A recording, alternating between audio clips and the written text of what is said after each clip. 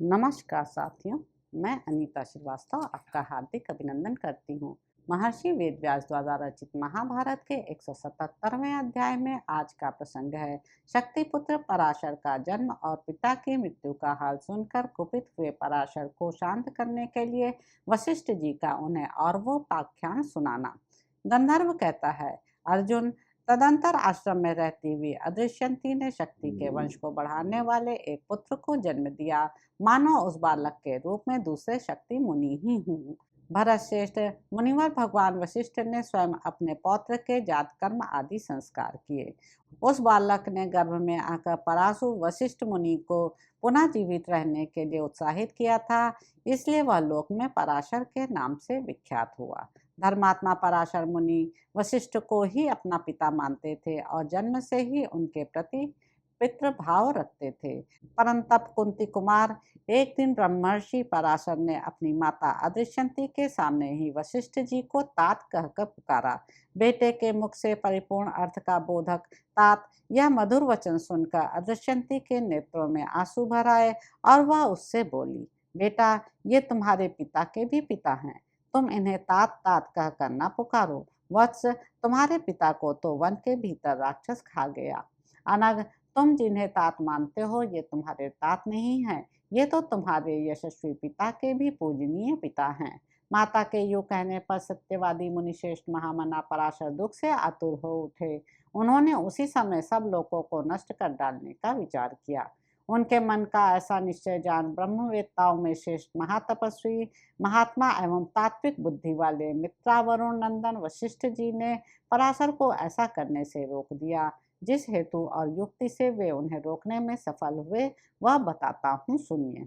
वशिष्ठ जी ने कहा, वत्स, इस पृथ्वी पर कृतवीर्य नाम से एक प्रसिद्ध राजा थे।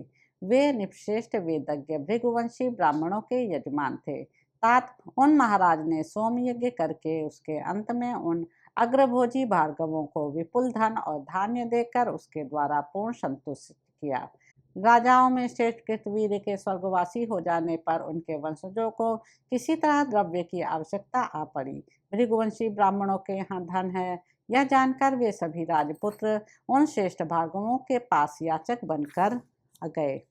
उस समय कुछ भार्गवों ने अपनी अक्षय धन राशि को धरती में गाड़ दिया, कुछ ने क्षत्रियों से भय समझकर अपना धन ब्राह्मणों को दे दिया और कुछ भृगुवंशियों ने उस क्षत्रियों को यथेष्ट धन दे भी दिया। तात, कुछ दूसरे दूसरे कारणों का विचार करके उस समय उन्होंने क्षत्रियों को धन प्रदान किया था। वत्स, तदंतर किसी क्षत्रिय ने अकस्मात धरती खोदते खोदते किसी भृगुवंशी के घर में गड़ा हुआ धन पा लिया। तब सभी श्रेष्ठ क्षत्रियों ने एकत्र होकर उस धन को देखा। फिर तो उन्होंने क्रोध में भरकर शरण में आए हुए भृगुवंशियों का भी अपमान किया। उन महान धनुर्धर वीरों ने समस्त भार्गवों को तीखे बाणों से मारकर यमलोक पहुंचा दिया। तदंतर भृगुवंशियों के गर्भस्थ बालकों की भी हत्या करते हुए वे क्रोधांध क्षत्रिय सारी पृथ्वी पर विचरने लगे। इस प्रकार भृगुवंश का उच्छेद आरंभ होने पर भृगुवंशियों की पत्नियां उस समय भय के मारे हिमालय की दुर्गम कांदरा में जा छिपी। उनमें से एक स्त्री ने अपने महान तेजस्वी गर्भ को भय के मारे एक ओर की जांघ को चीरकर उसमें रख लिया। उस वामोरु ने अपने पति के वंश की वृद्धि के लिए ऐसा साहस किया था।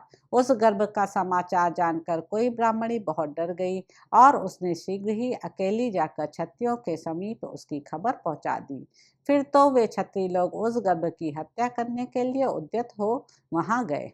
उन्होंने देखा वह ब्राह्मणी अपने तेज से प्रकाशित हो रही थी। उसी समय उस ब्राह्मणी का वह गर्भ शिशु उसकी जांघ फाड़कर बाहर निकल आया।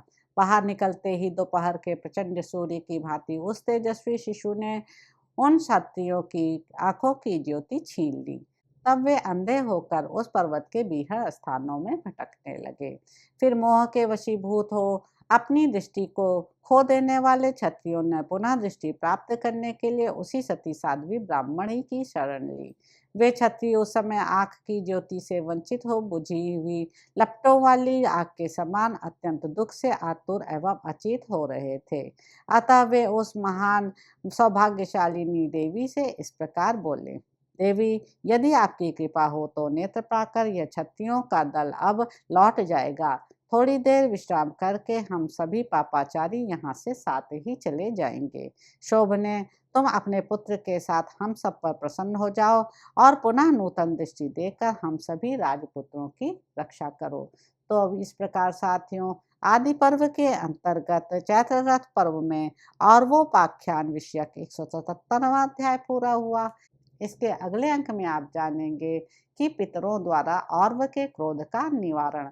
तो अब आपसे अगले अंक में मुलाकात होगी। मेरे YouTube चैनल संवाद विद अनीता को लाइक करें, शेयर करें, सब्सक्राइब करें।